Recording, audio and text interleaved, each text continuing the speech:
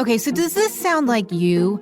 You love NPR's podcasts, you wish you could get more of all your favorite shows, and you want to support NPR's mission to create a more informed public. If all that sounds appealing, then it is time to sign up for the NPR Plus bundle. Learn more at plus.npr.org.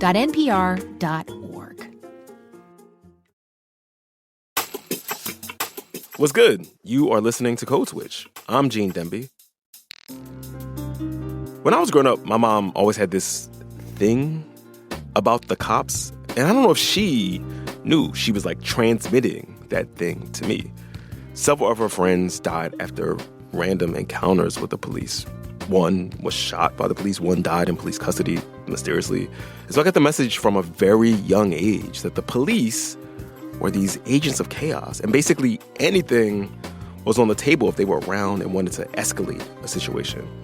But even still, I grew up with mad toy police cars as a kid. I watched countless kids shows with the cops as the heroes. So on the one hand, the police were, again, these agents of chaos, but they were also the good guys, right? When you have a child of your own, like I did not too long ago, you start to pay even closer attention to the lessons and messages you got from your own parents and think about which ones you want to pass down and which ones you definitely don't. My friend, Chenjerai Kumanyika, is also a father of a young child. What's going on? How you been, bro? You know what I mean? Doing my best. We've known each other for years because he was actually one of the very first guests on Code Switch back in the day. And since then, we've become friends. We talk about parenting a lot and the cops a lot. So I asked him to come back on the show. Yes, we're going to be talking about having children, Black children, and trying to teach them about the police, which is a theme in my show, Empire City. Empire City is a podcast he's been rabbit-holing on for more than a year. And it's on all sorts of year-end best-of lists for 2024. You should go check it out. But it's about the history of the New York City Police Department, one of the largest and most infamous police departments in the world. And I wanted to pick Chenj's brain because his show sprung out of his own attempts to talk to his young daughter about the police and what police do. There's a cartoon that we watch because it has a Black woman protagonist, right? And in the middle of this cartoon, all of a sudden they're singing this song that's like, the police are our friends. The police are our friends. They can help us all. it literally says, the police are your friends. Police are your friends. Yeah. And I'm like, oh. And then, I started looking and being like, okay, she has a Paw Patrol puzzle. And I'm like, wait a minute. It's clear, she's at that age. Gene, I'm sure you remember when the kids hit like 1, the absorption rate. It's not even like linear. It's like logarithm. It's like exponential. It's like every day is like, you were 33% smarter than you were yesterday. It's crazy. It's bananas. It's bananas. So I realized like, while I haven't really figured out a plan, of like how to talk to her, she's already downloading and absorbing a lot of police stuff. So I really started to get curious about like, what is she actually picking up? And so on this episode, Chenjerai and I are going to get into how the police went from this once cockamamie, outlandish idea to being everywhere. And we're going to talk about how we should be explaining their role to the next generation. Wait, don't tell me. Fresh Air, up first. NPR News Now, Planet Money, TED Radio Hour, Throughline, the NPR Politics Podcast, Code Switch, Embedded, Books We Love, Wild Card are just some of the podcasts you can enjoy sponsor-free with NPR Plus. Get all sorts of perks across more than 20 podcasts with the bundle option. Learn more at plus.npr.org. Donald Trump promised to change Washington, D.C., a place where there's an old saying that personnel is policy. That's why we have created a new podcast called Trump's Terms, where you can follow NPR's coverage of the incoming Trump administration, from his cabinet secretaries to political advisors and top military leaders, to understand who they are, what they believe, and how they'll govern. Listen to Trump's Terms from NPR. There are celebrity interview shows, and then there's Wild Card. It's a podcast from NPR that the New York Times just named as one of the 10 best of 2024. It's hosted by me, Rachel Martin. I ask guests like Issa Rae and Bowen Yang revealing questions like, what's a place you consider sacred? Has ambition ever led you astray? And I'm telling you, it is such a good time. Listen to Wildcard wherever you get your podcasts. I'm chopping it up with Chenjerai Kumanyika. He's a friend of mine. We are both dads. We are both washed. And we both have young children. And Chenjerai has become something of a historian of the police, specifically a historian of the NYPD, who rule over the land where Chenjerai now lives. I live in the fallen borough of Manhattan, by the way, these days. So,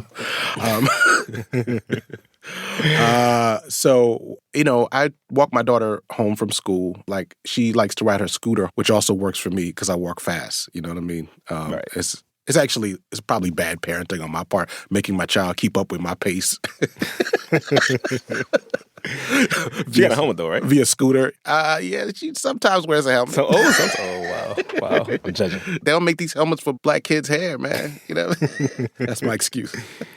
Anyway, what happens is, like, she's, on her scooter, and I think she, like, hit a little bump in the sidewalk, and she kind of stumbled. And there were some police officers standing nearby, and they immediately kind of jumped up and came over. And, I mean, listen, I'm not even at a conscious level. As soon as I see police moving toward me, much less my child, my body freezes up. I feel that, like, tension, like, yo, man, you don't touch my child. You know what I'm saying? Like, I would feel that way with almost anybody, but definitely with the police. But, like, maybe a split second after I felt the kind of indignation, I also felt like that reality that if they feel my indignation, this could turn into a situation. Right.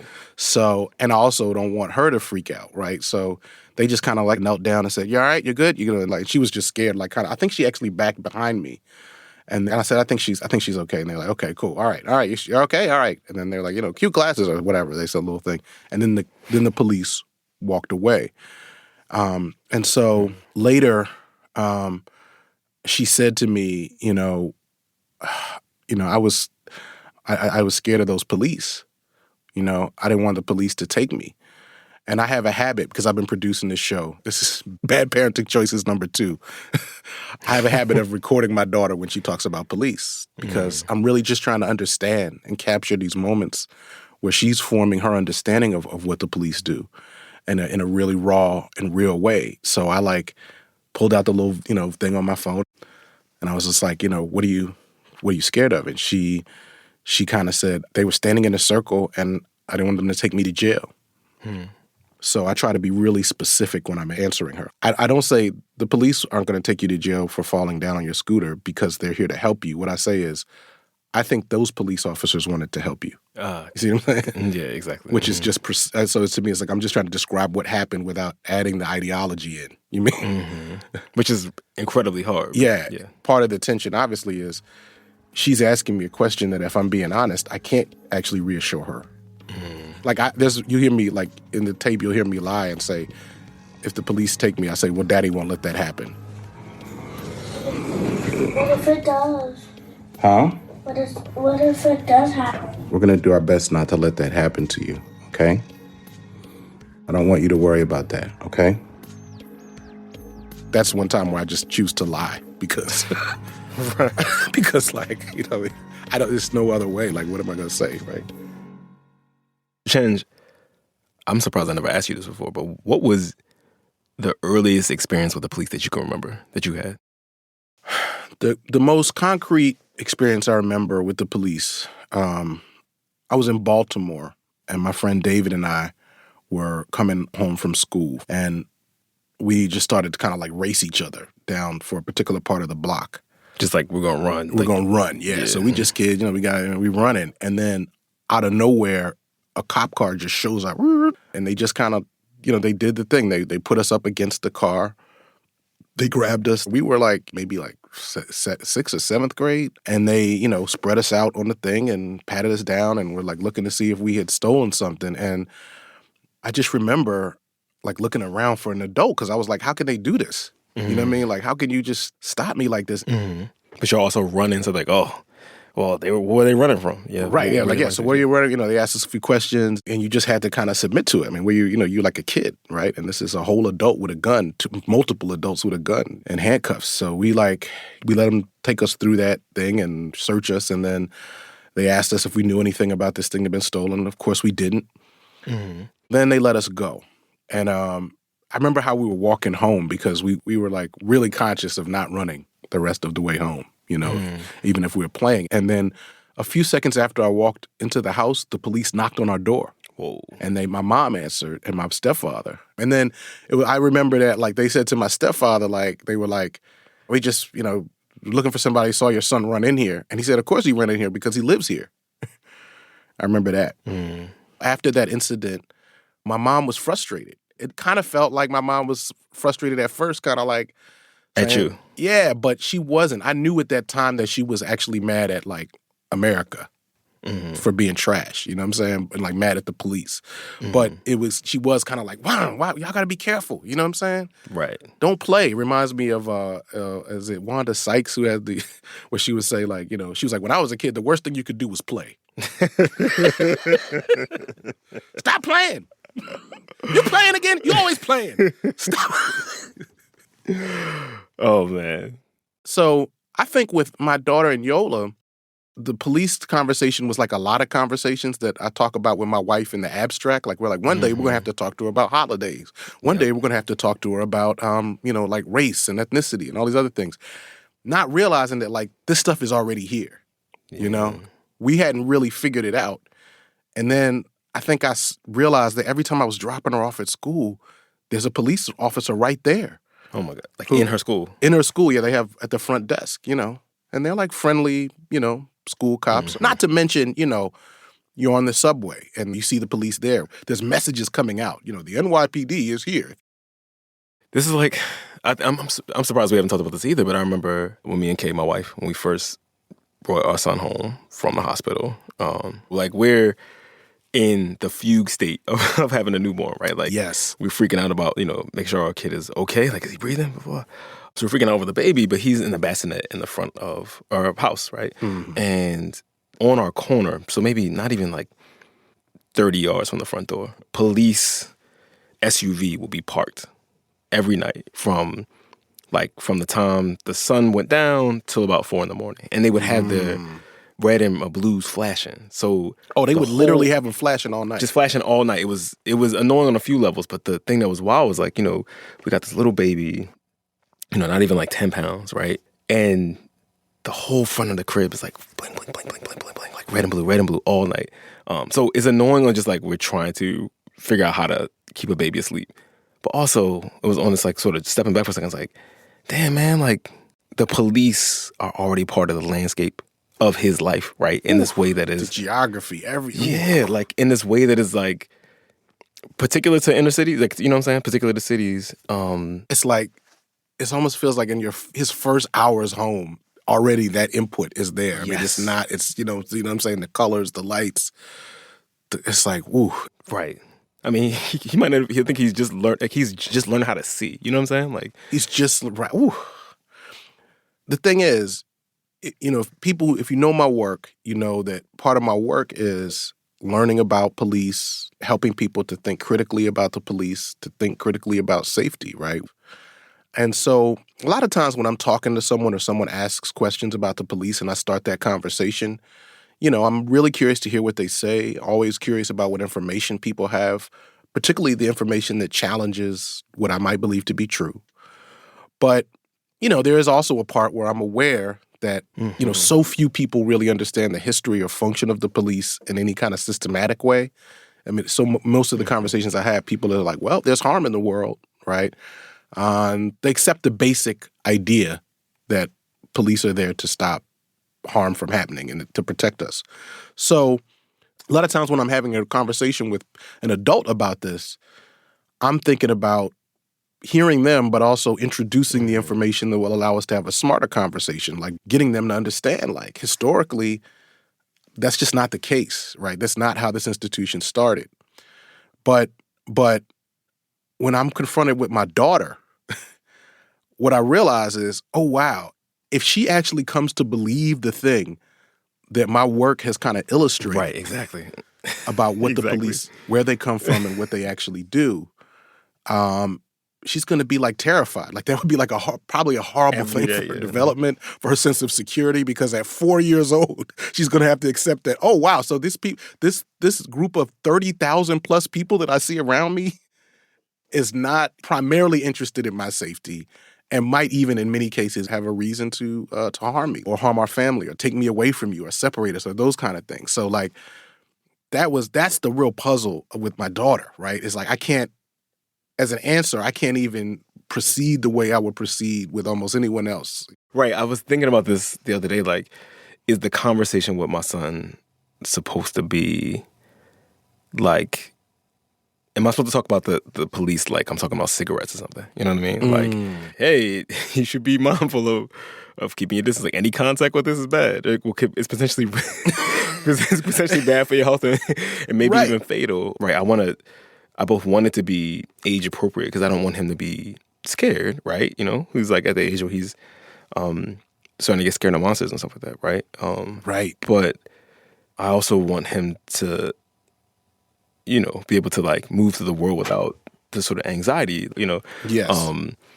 Just because as a parent, I want to just put that off, that anxiety off for as long as possible. But like you said, he's already getting some messaging about the policing, right? Like, every car set you buy, like every little toy car set you buy, there's going to be a cop car in it, right?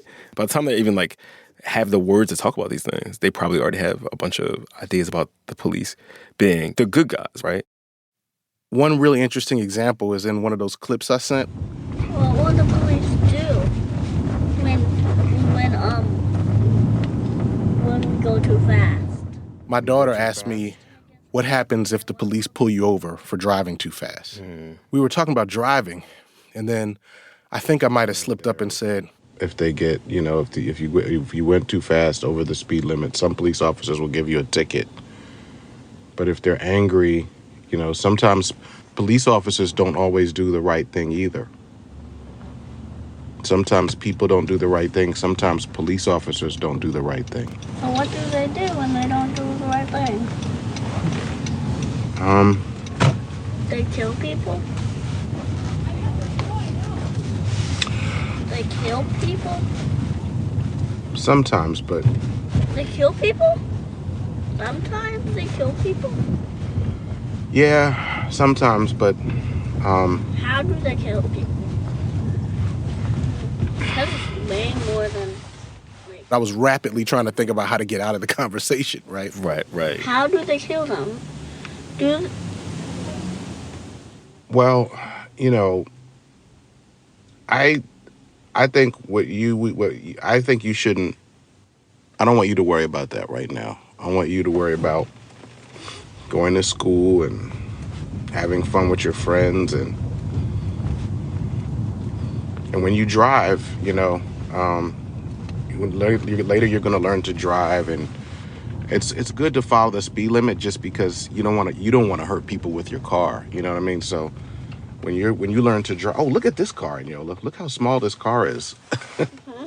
That's a little tiny car. So obviously I don't want my daughter to be thinking about getting killed by the police. But I also don't want to tell her. I feel like already at age 5, I have enough of a contract with her. Like, I'm not just going to lie to her and say that never happens. Police killed, according to, Mapping Police Violence, they killed, like something like 1,150 people this year. So I'm not going to tell her that never happens. And yeah, anyway, it's just like people might say, well, you're just passing your propaganda on to your kid, and it's like, trust me, I'm thinking about that more than you, more than anybody. But the reality is, how do you answer that question in an honest way? No matter if you're somebody who's totally pro-police, like you think the police are the best thing in the world, how do you answer in an honest way? Are you really going to sit here and discount all the different possibilities that can happen to a black person growing up in this country? And you're going, you know what I mean? So really, I think anybody that says essentially you should just continue to spread propaganda to your kids, and that's responsible parenting, nah. Coming up, what New York City looked like before there were police. New York City Council says, man, these constables are a problem. And I think the quote was, if a police officer actually stops crime, he takes bread out of his own mouth. Stay with us. 'Tis the season for rich meals, twinkly lights, and New Year's resolutions. At Life Kit, NPR's self-help podcast, we're here to help you make those resolutions less of a December and January thing and more like a year-long affair. We've got shows that'll help you draw up plans to meet your goals, whatever they are. Get the tools you need all year round with the Life Kit podcast from NPR. After the election, the economy feels like one big, huh? Good thing there's The Indicator from Planet Money podcast. We take a different economic topic from the news every day and break it down in under 10 minutes. Topics like the home building shortage or the post-election crypto rally. Listen to The Indicator from Planet Money podcast from NPR and turn that huh into an ah. The Indicator is a podcast where daily economic news is about what matters to you. Workers have been feeling the sting of inflation. So as a new administration promises action on the cost of living, taxes, and home prices, the S&P 500 biggest post-election day spike ever. Follow all the big changes and what they mean for you. Make America affordable again. Listen to The Indicator, the daily economics podcast from NPR. Gene this week. Code Switch. I'm talking to Chenjerai Kumanyika, the host of a podcast called Empire City, the untold origin story of the NYPD. And it was kind of hard for us contemporary Americans to imagine a pre-police world, a world in which the cops aren't a major part of every city's fiscal budget, and a world in which every third primetime show on television is not about the police. And when Chenj was going down the rabbit hole of the NYPD, he uncovered how his own family's history was wrapped up in the history of this department. I knew my father was a civil rights activist. I knew that he had worked with the Congress of Racial Equality. There was pictures of him in my family marching, on the wall, marching with Martin Luther King, right? And Kwame Ture, formerly known as Stokely Carmichael. These were images that were in my house, and I knew my dad was in that world. And, I had seen things both in school and the Eyes on the Prize documentary where down south, you see, Bull Connor and the sheriff hosing people and sicking dogs on them. So I kind of got that, when you're a civil rights activist, tense interactions with the police are part of it. But we didn't really talk about a whole lot of specifics. Maybe that was because when we had time together, we were just trying to spend, you know what I'm saying, family time, My dad essentially died in 1993, and I never really saw any moving imagery of him until a friend of mine gave me this link to this archival database of all these images of civil rights protests. And I said, you know what, let me look up Congress of Racial Equality real quick. And within a few minutes, I was looking at a very clear moving image of my dad handcuffed inside a police station. And, I just was the first reaction I had to it was emotional because I'm looking at my pops. He's there. I hadn't seen him since 1993. This was in 2021 or something like that. The footage is from 1964. There's no audio. It's black and white, but surprisingly clear. He's 31 years old. That's younger than I ever saw him. But there he is, my dad. A black man, about 6 feet tall, wearing a dark fitted suit and a skinny tie. He looks like me. He's moving, interacting with others. He's alive. I want him to walk out of the screen so I can hug him. And then it hit me I'm looking at police surveillance footage, right? This is a whole institution, which I think is the Bureau of Special Service Investigations, BOSSI. This is a whole sort of, unit inside the NYPD who is dedicated to surveilling and provoking activists. It was whoever was looking at my father on the other end of this camera really saw him as the problem. And I think that hit me because so much of the conversation we have about police is focused on issues like some incident where someone got pulled over at a traffic stop or something like that. And we are sort of unpacking the details. Was this, a mistake? Could better training have fixed it? And this situation with my father, this whole part of the NYPD dedicated to essentially stopping Black people who were fighting for civil rights, like that to me was like, I want to spend some time on that part of the police. Let's talk about that police problem, because that's not like a rogue officer. That's not bad training. That's a bigger and deeper problem that we really need to grapple with. And that became a really important moment for me in trying to sort of say, how do we really need to understand this institution? So in Empire City, that's kind of what you do, right? You trace the NYPD's origin, or the institution we know as the New York Police Department today. You trace its origins from a kind of like informal, untrained, ragtag bunch of constables, and its evolution to like this professional agency with, like you said, 35,000 people. That's also a kind of powerful political entity like unto itself in New York City, maybe beyond New York City. So can you take us back to the beginning, like in the early 1800s? And this is kind of hard to imagine now, but as you point out in the series, people in New York City were deeply skeptical of even the idea of what we would today call the municipal police force. Oh, yeah. What you had were like constables and, watchmen, but they didn't have uniforms on. They weren't like paid on some kind of like ongoing salary. These are just people who would learn about things that had happened and sometimes get involved, often in an entrepreneurial way. Like they would find out somebody, who stole a watch, and they might be able to connect to that person because these folks kind of had a sense of the underworld. Keep in mind, New York was a lot smaller, and they might try to cut a deal where somehow the watch gets, backed, but they get a cut of the money, and maybe some money goes back to the person who stole it. So they weren't exactly like nah.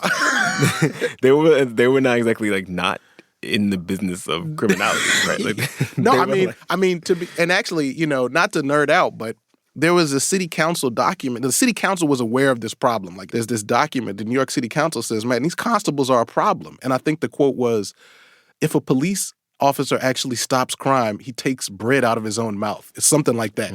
So already, before you have a police department, it's already a reform project, right, of the constable system, which they're like is corrupt, right? And so, yeah, that was the vibe. I mean, there was you'll learn in the series that there were actually really horrible things going on, but there was also just like dumb stuff. Like they would fall asleep and drink a lot, I think one of the early newspaper critics called them like sleepy guardians of the night.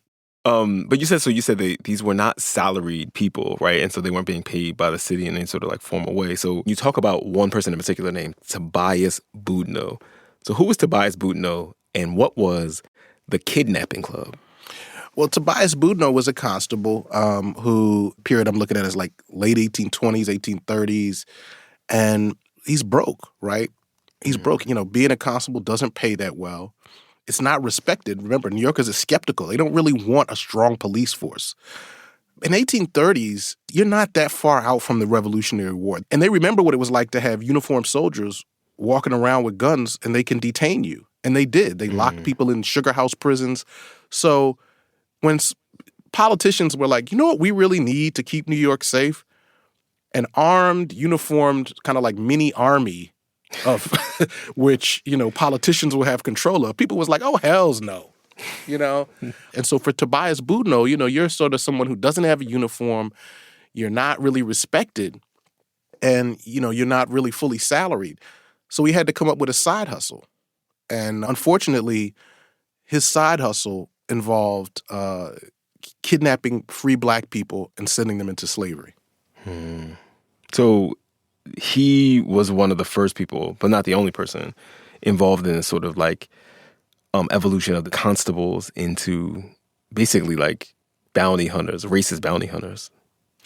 Absolutely. I mean, there was a whole system. There was sort of judges and, at that time they were called the city recorders, who would essentially receive a complaint from a Southern slave owner who claimed that someone was his property. And that's important because some of the folks who were being kidnapped had escaped from slavery and thought they were finally safe and free in New York. And other folks who had been born free and were just in New York, but if a slave owner claimed that you were his property, then you were kind of like fair game for these constables to kidnap you. and have kind of like a sort of spectacle of a court process, right? Sort of make-believe court process in which the person who often made these decisions was named Richard Riker.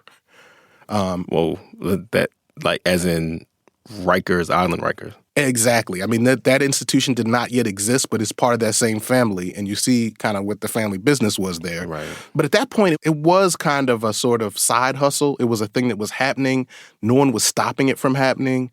It was a thing that the Black community had to mobilize against and figure out, first of all, why their, family and community members were disappearing, but also, how they could fight it at a time when there was really no pretense that Black people had any real rights. But what kind of surprised me in a way was that once New York gets an official modern police force, right, and they form what is essentially now the NYPD, even though we still went through a lot of iterations after that. Eventually, they get uniforms and all these other things. But once they formed a modern police force, what you saw was that slave patrolling by the police actually increased. It didn't decrease. Right? And so you get the case of George Kirk, where 900 police officers chased down one Black man. Whoa. And these officers aren't doing it as a side hustle. This is their official job. They were ordered to by the police chief, who was ordered to chase down George Kirk by the mayor. And the reason why he was doing that was because ultimately New York was an emerging business community, and business relationships with the plantation elite down south was crucial. So if you come up here thinking it's going to be safe, we need to use the police to let people know that this is not safe, and we need to signal that kind of solidarity with the southern plantation owners. Right, like New York is open for business, which means it's not open for Negroes, right? One of the things that fascinated me about the NYPD's history is that it's a kind of a unifier across ethnicity and difference, in the sense that the police looked at Irish Catholics as a problem. They looked at Italians as a problem. They looked at Germans as a problem. Chinese Americans are a problem. So all these different folks, these were people that were here trying to realize what they thought was the American dream. And what they faced was the NYPD exploiting them and oppressing them. Now, we could talk about later how the same institution, interestingly, becomes the ladder into whiteness for these groups. Yeah, I was just about to ask you about this. Khalil Gibran Muhammad, the very famous historian at Harvard, has talked about the NYPD becoming like a sort of avenue into becoming a white person. Like Irish Americans becoming police gave them a way into municipal jobs and sort of local influence. And that's how they became white people. And of course, Black folks couldn't become cops because nobody was gonna countenance a Black dude putting handcuffs on a white person in Manhattan, Exactly. One thing that was fascinating for me was I always figured that the way that police got integrated was that, police just realized like, oh, wow, if we get cops of color, they'll do a better job of kind of like oppressing the community because they, I figured that's what the plan was, right? Because that's how it always looked to me. But what was fascinating to me was to learn that the first big push to integrate the police came from Black people. Mariam Kaba, when I asked her about this, I said, what do you think about the fact that Black people way back then in the 19th century were still wanting kind of an integrated police force? Some parts of the Black community wanted that. And she said, well, even when Black people understand a lot about this institution, she said Black people deeply want to be, she said USians, not Americans. But she's basically saying they deeply want to be Americans, right? And she said that they realize that if you can't have police, you're not really a citizen. But I want to talk to you about this, right? Because we know that today the New York Police Department is mostly non-white. It's a majority-minority police force. And of course, the current mayor of New York City, Eric Adams, is a former police officer in the NYPD. Famously, he sort of hung his police patrolman's cap on that. And he has said that he is not going to open the NYPD to being used by President-elect Trump as part of an arm of the president-elect's proposed mass deportation program. But the police department already kind of takes a hard line against, undocumented people as they move around in public in the city, right? And Adams said he's open to changing the city's sanctuary laws to allow the police to work with immigration authorities to help deport migrants who are suspected, not necessarily convicted of serious crimes. So given the history of the NYPD and the history of Eric Adams in particular, should we take his word on this idea of the police opting out of this kind of enforcement? Well, you're looking at a mayor who has refused to hold police accountable for almost anything, right? I mean, even when city council tried to pass the most basic legislation that would cause police to document what they are doing when they stop people, which is sort of something I'm surprised wasn't already the law. I'm like, they can just stop people, you know what I'm saying, and do all this, and they don't have to document any of that? Eric Adams vetoed it. Yeah, the mayor said that asking officers to take down people's information, their age, their sex, their race, when they stop people on the street, that they would slow the cops down when they were doing investigations, even though, advocates for this documentation said it would take less than a minute to ask. Eric Adams has given tremendous amounts of overtime while complaining about the budgets, right? There's all this talk about how much immigrants cost the New York City's budget. Eric Adams has presided over the NYPD receiving over $100 million more in overtime. Yeah, and we know that $100 million spike in overtime pay came, after the NYPD deployed thousands of cops to stop fare evasion on the subways. And maybe some of that $100+ million went towards supporting, increases in immigration in the city. But we also know that the NYPD has been prioritizing, cracking down on food vendors, like the chore lady in the subway. When police have, tackled vendors, when we've seen extremely violent arrests and treatment of vendors, when we've seen incidents in which immigrants were cast as the instigators of problems, Eric Adams has taken the side of the police each time. So I think one way to look at this is Eric Adams actually doesn't have to have the police do anything different than they kind of already do for them to have an oppressive impact in the lives of people who are immigrants, right? But also, I don't see anything that points to Eric Adams really being a bulwark against what Trump intends to do, right? Especially given the fact that Eric Adams is facing a big indictment, and there's been a lot of speculation about whether or not he's hoping that Trump will give him a pardon. We'll see what happens, but none of those things to me point to Eric Adams pushing back, and a lot of it does point to him likely cooperating when it comes down to it. We reached out to the Adams administration for comment, and they have not responded at the time we're recording this.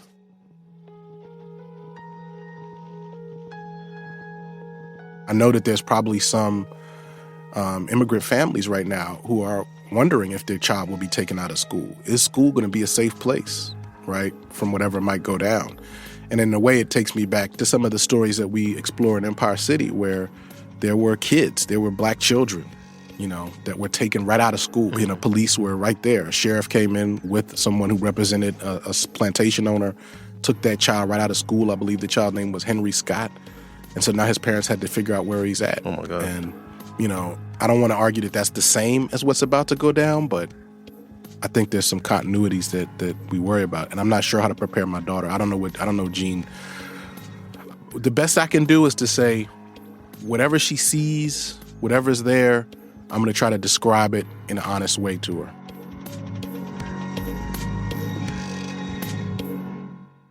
Chenjerai Kumanyika is a professor at NYU journalism. He's the host of Empire City, a documentary series about the history of the New York City Police Department. Chenj, it's always so good to have you here. Appreciate you, bro. Thank you so much. Take care. Great to be with you. All right, y'all. That's our show. You can follow us on Instagram at NPR Code Switch, all one word. Email if that's more your thing. Ours is codeswitch@npr.org. And subscribe to the podcast on the NPR app or wherever it is you get your podcasts. You can also subscribe to the Code Switch newsletter. It's very dope by going to npr.org/Code Switch newsletter. And just a reminder that signing up for Code Switch Plus is a great way to support our show, to support public media, and you get to listen to every episode sponsor-free. And not just our show, but a grip of NPR podcasts. So please go find out more at plus.npr.org/Code Switch. This episode you're listening to was produced by Xavier Lopez and Jess Kung. It was edited by Courtney Stein, and our engineer was Gilly Moon. And we'd be remiss if we did not shout out the rest of the Code Switch massive. That's Christina Kala, Leah Danella, Dahlia Mortada, Verlin Williams, B.A. Parker, and Jasmine Romero. As for me, I'm Gene Demby. Be easy.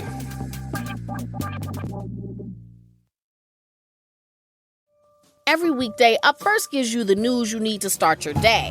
On the Sunday Story from Up First, we slow down. We bring you the best reporting from NPR journalists around the world, all in one major story, 30 minutes or less. Join me every Sunday on the Up First podcast to sit down with the biggest stories from NPR. Since the beginning of women's sports, there's been a struggle to define who qualifies for the women's category. Tested, from NPR's Embedded podcast and CBC, takes you inside that struggle. Listen to Tested, the series that was named one of the 10 best podcasts of 2024 by Apple, Vulture, and The New York Times. It's season 20 of NPR's Embedded podcast. Do you make resolutions in January? We do. Specifically, we make pop culture resolutions. We also check in on what we resolved to do this last year. Did we catch up on all those classic movies or finally write that novel? Find out on the Pop Culture Happy Hour podcast from NPR.